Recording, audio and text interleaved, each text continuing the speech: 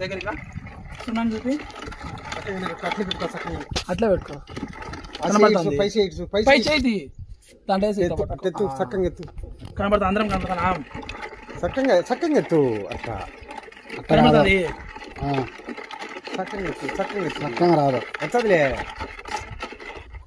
వచ్చింది నేను అందరం కనపడతాను వెనుక చూడు కనపడతాను లేదా అట్లా పట్టుకో హర హర మహాదేవ శంభో శంకర స్వయంభూ శ్రీ పుష్పాచలేశ్వర స్వామి దేవస్థానంలో జూన్ 24, 25 జ్యేష్ఠ చతుర్దశి అలాగే జ్యేష్ఠ అమావాస్యకి స్వయంభూ శ్రీ పుష్పాచలేశ్వర స్వామి సాక్షాత్కార సంబరాలు అనేటువంటివి అంగరంగ వైభవంగా నిర్వహించడానికి పూనుకోవడం జరిగింది.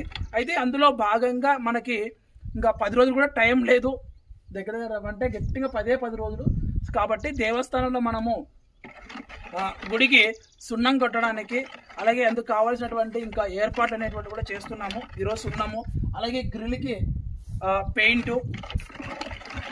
సో 2 సంవత్సరాలు పూర్తయ్యి 3వ సంవత్సరం మనము దేవస్థానాలకి అంటే స్వామివారి సేవలకి 3 సంవత్సరాలు అడుగు పెడుతున్న సందర్భంగా మనము ఈరోజు చేస్తున్నటువంటి కార్యక్రమాలు నేను బాలస్వామి గారు అలాగే రమణ అందరం కలిసేసి ఈరోజు సున్నం కొట్టడానికి వచ్చాం.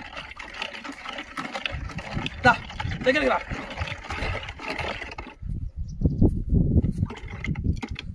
హర మహాదేవ శంభో.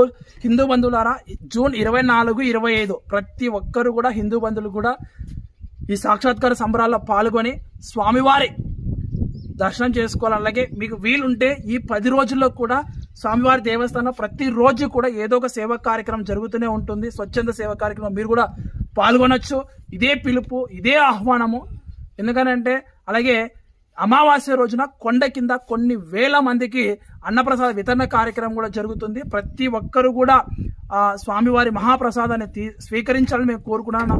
ఎందుకంటే ఇది సంవత్సరానికి 1 రోజులో జరిగేటువంటి అంగరంగ వైభవంగా జరిగేటువంటి పండగ. గత సంవత్సరం కూడా కొన్ని వేల మంది పాల్గొన్నారు.